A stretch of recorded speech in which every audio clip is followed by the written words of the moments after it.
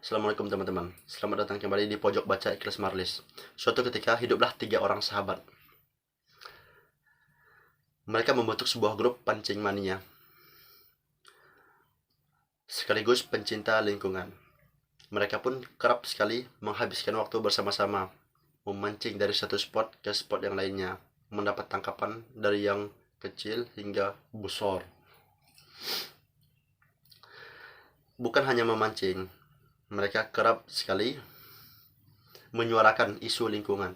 Ketika mereka menemukan limbah di perairan, maka mereka tidak segan-segan untuk membersihkannya. Ketika mereka menemukan hewan yang sakit, mereka tidak segan-segan untuk merawatnya. Ketika mereka menemukan tumbuhan yang terganggu oleh suatu entitas atau segala macam, mereka pun kerap sekali mengkritik, memberikan tanggapan yang sangat keras untuk masalah lingkungan. Bukan hanya sebagai pancing mania lovers, tetapi mereka memiliki semacam kesadaran ekologis untuk menjaga dan merawat lingkungan dengan pemahaman ekosentrisme, yakni mengutamakan lingkungan dan menganggap berbagai ekosistem, berbagai biota, berbagai aspek hayati dan non-hayati memiliki nilai intrinsik. Suatu waktu mereka pun berbincang-bincang santai. Salah satu dari sahabatnya memiliki ide, bagaimana kalau kita mancing sama-sama ke Thailand nanti? Kita tentukan jadwal, kita bikin planning, dan segala macam. Hal tersebut pun disepakati oleh kedua sahabat yang lain. Akhirnya mereka pun menentukan jadwal yang tepat agar tidak mengganggu waktu kerja mereka. Hari demi hari berganti, impian mereka tidak tercapai karena salah satu dari sahabatnya, si pencetus ide, meninggal dunia akibat kanker. Apakah rencana tersebut dibatalkan? Tidak. Mereka pun setelah kematian dari sahabatnya, setelah melakukan prosesi kremasi dan segala macam, akhirnya si Abu dari sahabat ini diamankan oleh mereka berdua. Mereka pun akhirnya memutuskan tetap melanjutkan ide sebagai tanda penghargaan atas ide dari salah satu sahabat yang meninggal, dari salah satu sahabatnya ini. Akhirnya mereka pun pergi berdua sembari membawa abu dari si sahabat. Akhirnya mereka pun tiba di Thailand. Mereka memancing seperti pada umumnya, tetapi mereka muncul ide gila dari kedua orang ini. Mereka pun mengolesi umpan mereka dengan abu dari sahabatnya. Akhirnya mereka pun melepaskan mata pancing ke perairan. Tapi apa yang terjadi? Yang terjadi adalah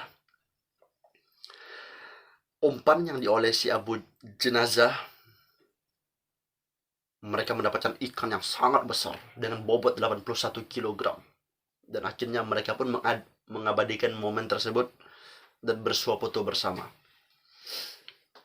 Mereka tahu betul si almarhum ketika dia masih hidup, dia sangat mencintai lingkungan. Untuk menghargai dedikasinya sebagai ekosentrisme, mereka pun akhirnya melepaskan ikan besar tersebut.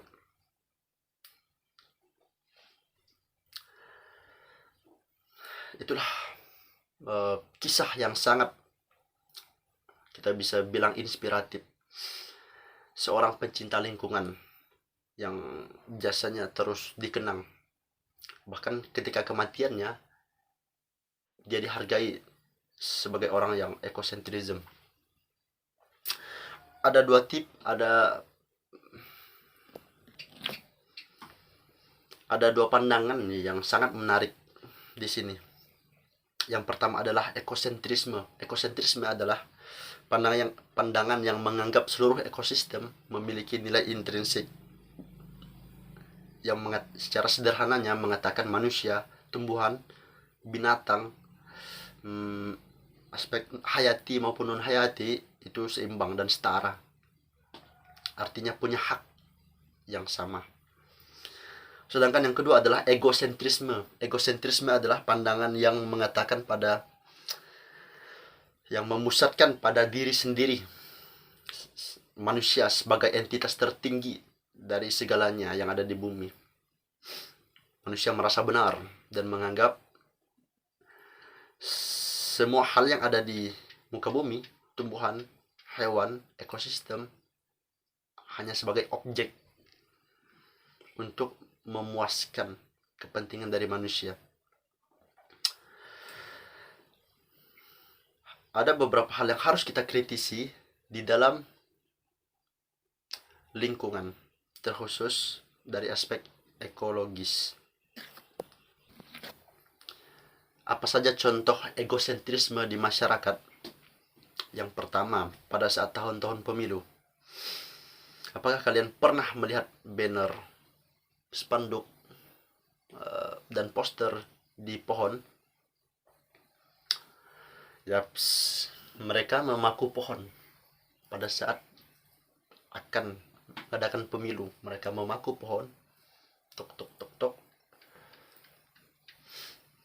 untuk media promosi. Tapi setelah pemilihan, mereka lupa untuk mencabut banner tersebut.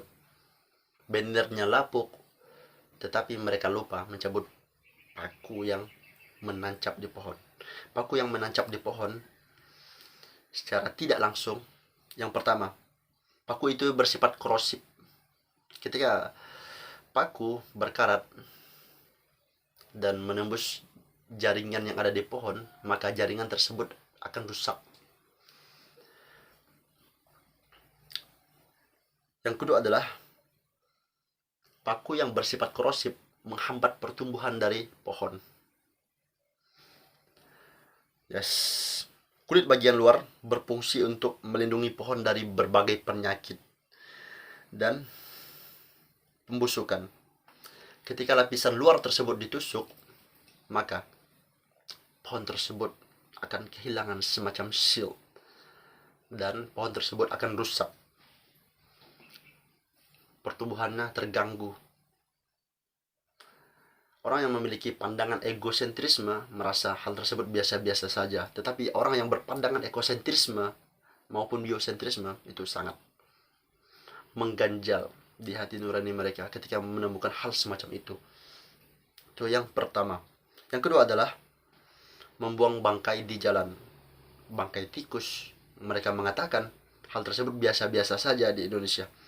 Mereka mengatakan hal tersebut wajar-wajar saja. Karena di jalan raya, bangkai tersebut akan digilas oleh berbagai kendaraan dan terkena sinar matahari yang menyatu dengan aspal, minyak yang dihangatkan dari sinar matahari. Maka bangkai tersebut dikatakan dapat terurai dengan mudah.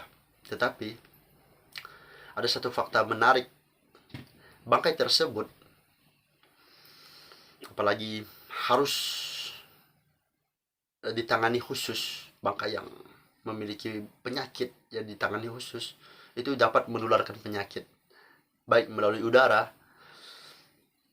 maupun hewan pengangkut seperti lalat dan sebagainya. Penyakit yang ditimbulkan terkhusus leptospiros, penyakit kanker, gangguan pernapasan dan segala macam. Bahkan hal yang paling fatal adalah kematian. Yang kedua. Yang ketiga adalah Car Free Day. Car Free Day adalah satu kegiatan yang sangat bermanfaat. Di sana banyak komunitas yang saling bersosialisasi, banyak komunitas sehat yang turun, banyak membangun relasi, dan banyak sekali menghidupkan ekonomi. Tetapi di sisi lain, mereka menyehatkan tubuh. Ada satu oknum tertentu yang berpandangan, yang boleh kita katakan mereka menyehatkan tubuh tetapi menyakitkan lingkungan. Setelah makan, setelah melakukan kegiatan negosiasi, setelah ngemil dan segala macam, mereka lupa untuk menghimpun sampah. Mereka begitu saja membuang sampah di jalanan, membuang sampah di hutan, membuang sampah di perairan, dan segala macam. Hal tersebutlah yang perlu kita kritisi. Dan harus kita bangun kembali kesadaran ekologis. Karena sampah, apalagi plastik, memerlukan waktu yang sangat lama. Bahkan dikatakan bisa ratusan bahkan hingga ribuan tahun baru terurai. Hal tersebut mengganggu mekanisme tanah untuk menyerap air dan sebagainya. Yang selanjutnya adalah mengambil ikan dengan bahan peledak dan racun. Bukan hanya mendapatkan banyak, orang mengatakan hal tersebut sangat instan untuk mendapatkan ikan, sangat mudah tanpa harus menunggu berlama-lama. Tetapi yang perlu teman-teman pahami adalah mengambil ikan dengan bahan peledak maupun racun dan segala macam itu turut merusak terumbu karang, turut merusak ekosistem ikan. Satu ikan yang masih kecil-kecil juga ikut, yang ikan-ikan kecil yang seharusnya masih berpotensi untuk tumbuh dan memamah biakan juga ikut punah, sehingga ikan-ikan atau biota laut terancam punah akibat memenuhi ego dari suatu oknum yang ingin selalu dibenarkan, diglorifikasi. Yang terakhir adalah ada satu kisah yang sangat menarik di negara anomali. Suatu ketika di negara anomali, pemimpinnya mengatakan mereka ingin menanam sawit dan menebang hutan tropis yang telah mapan di sana. Tuh katanya sama-sama hijau. Memang betul sama-sama hijau. Tetapi yang perlu teman-teman pahami, sawit sangat berbeda dengan hutan. Sawit memang di sisi lain, di sisi yang sangat baik itu dapat menghidupkan ekonomi. Tetapi di sisi lain, secara tidak langsung, dia tidak dapat menjaga lingkungan. Mengapa demikian? Karena hutan memiliki akar tunggang yang sangat kuat untuk menahan tanah. Sedangkan sawit memiliki akar serabut yang hanya menghujam sedikit di bawah tanah. Hal tersebut tidak bisa menahan tanah sehingga terjadi berbagai, ya seperti kita ketahui, berbagai bencana, longsor, subsiden dan segala macam. Suatu ketika muncul hewan-hewan buas di tengah pemukiman. Singa, harimau, gorila dan segala macam.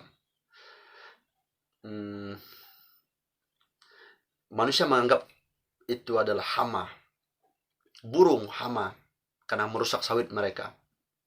Tetapi yang tidak disadari oleh oknum tersebut adalah sebetulnya mereka yang mengganggu habitat dari hewan-hewan tersebut.